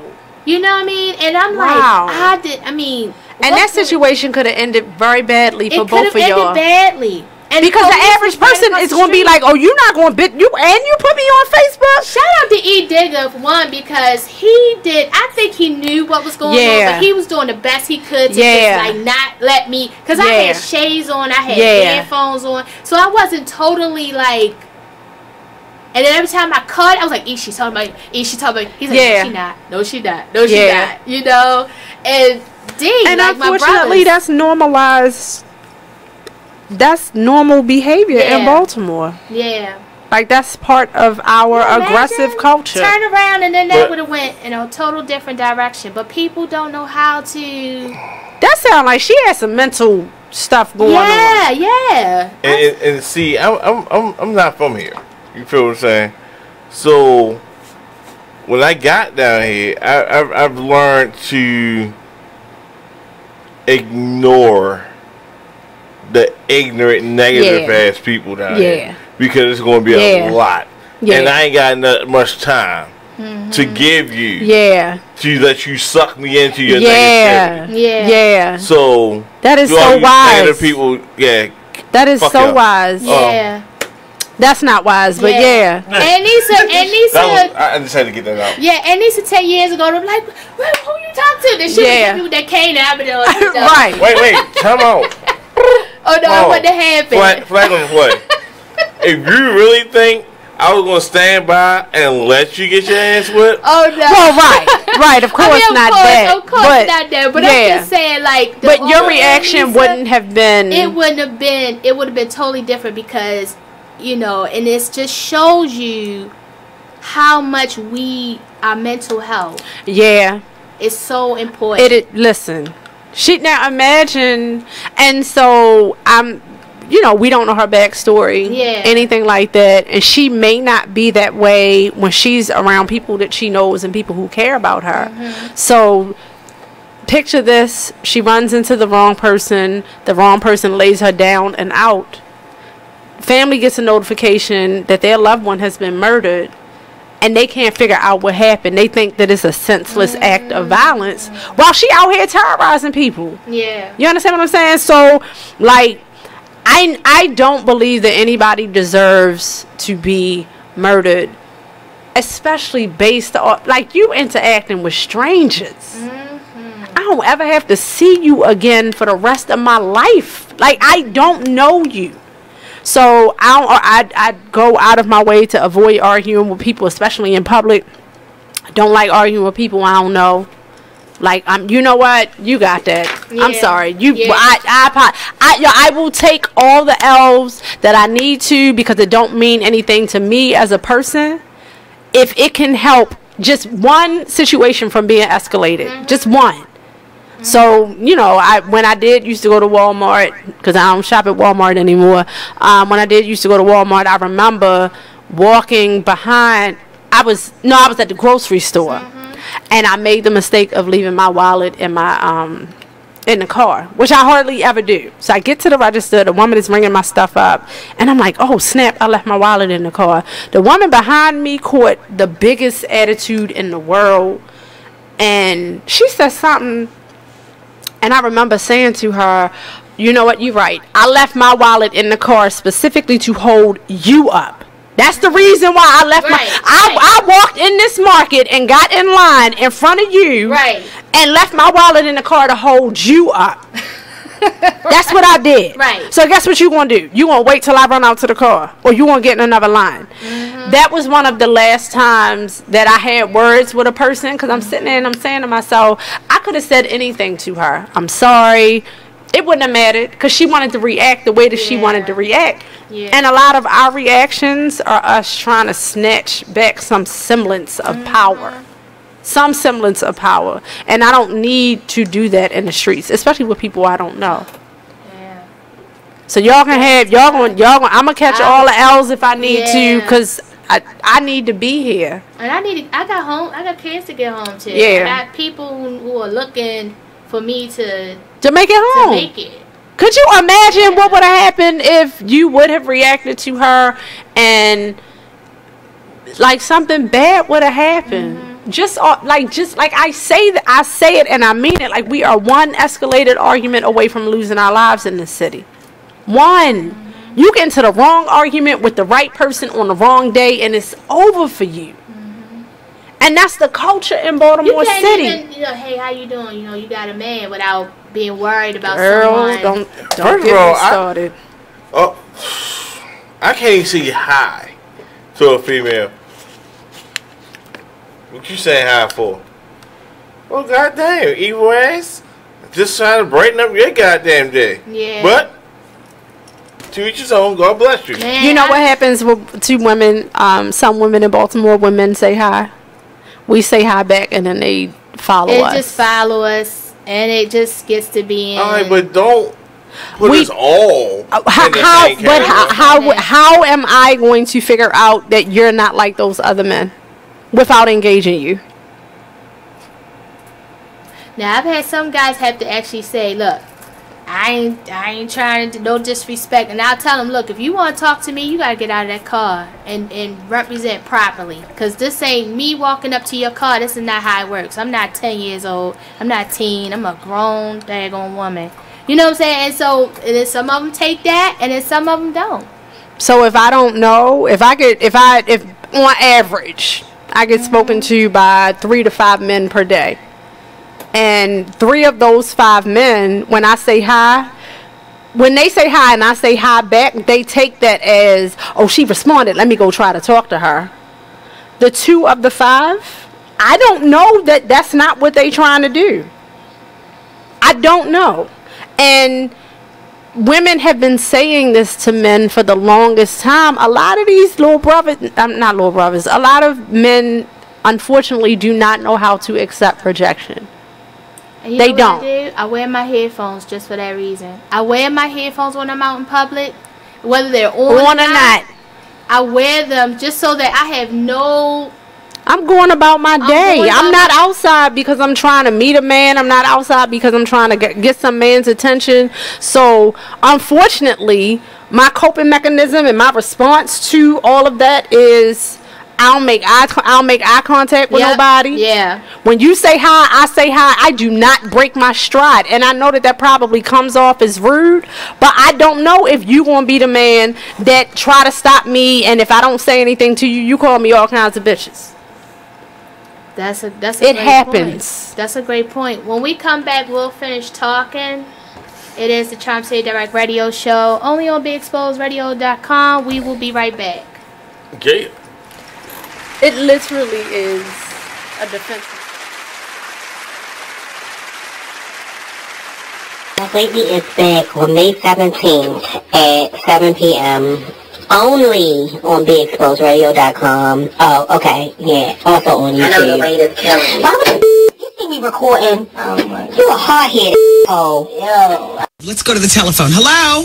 Hello. Hi. How you doing, Wendy? Fine, thanks. I have a problem. Hope you can, help me solve it. Give me an idea of something. Okay, go ahead. Okay, I'm 25 years old, and I'm a second grade teacher. And I've been engaged to my girl.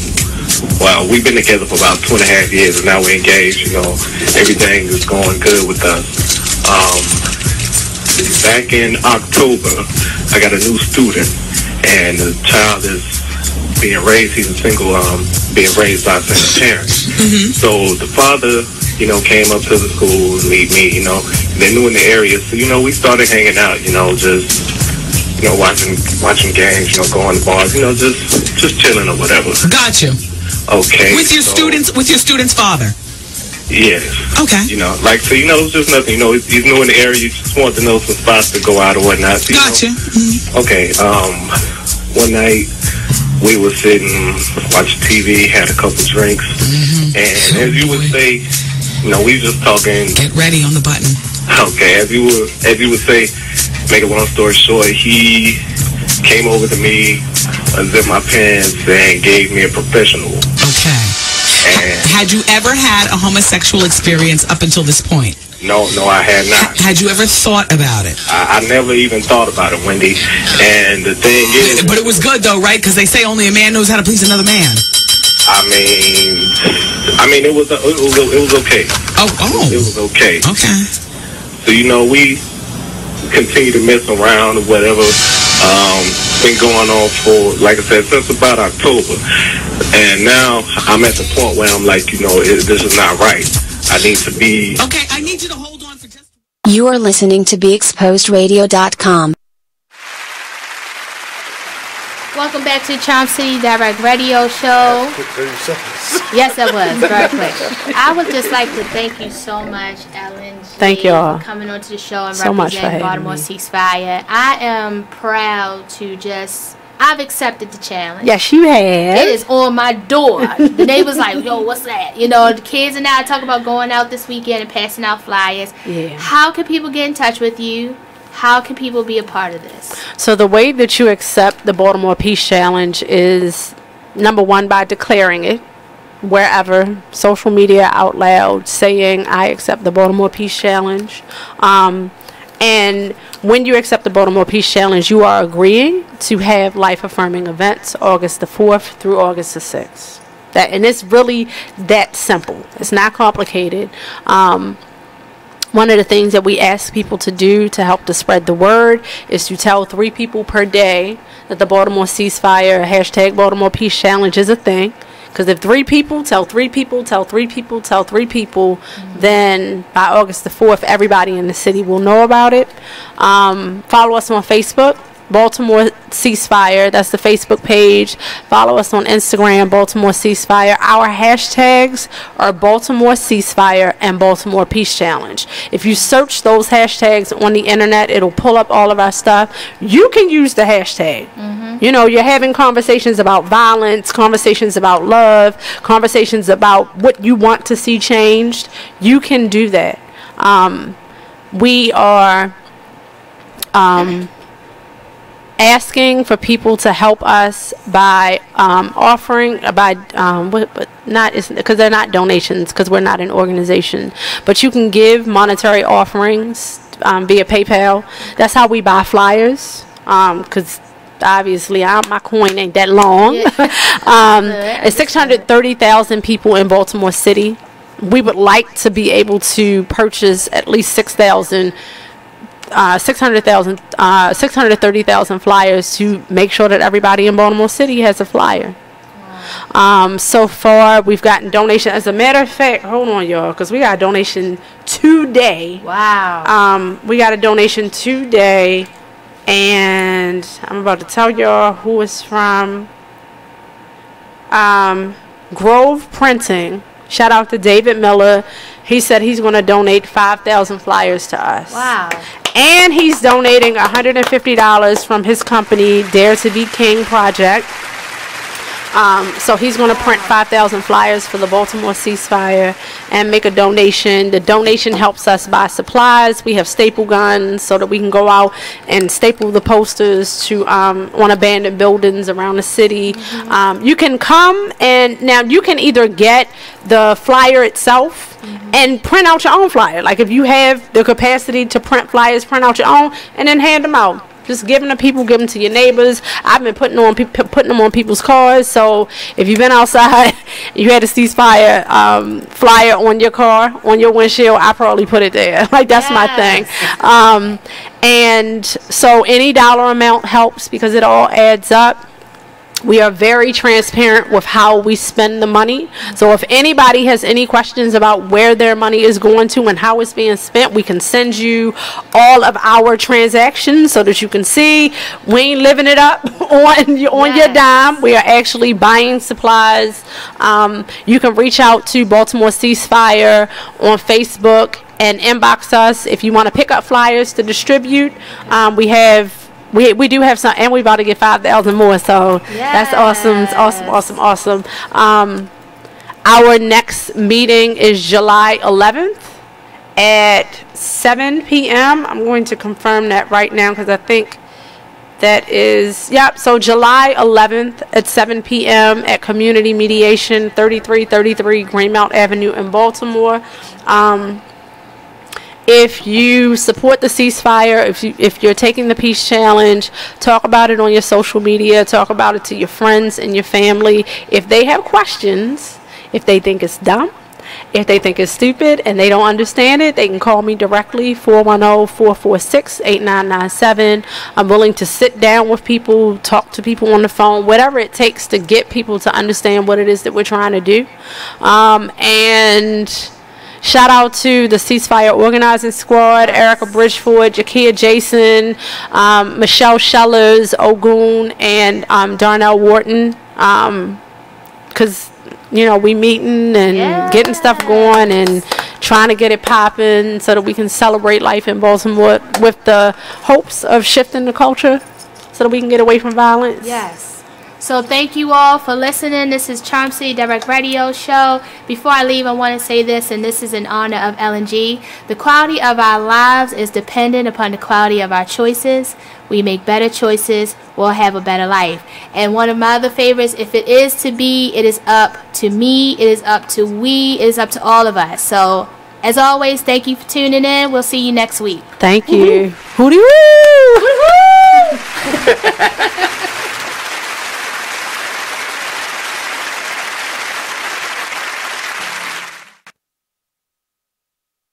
Hey, what's up, good people? It's the man you all know and love, E. Digger.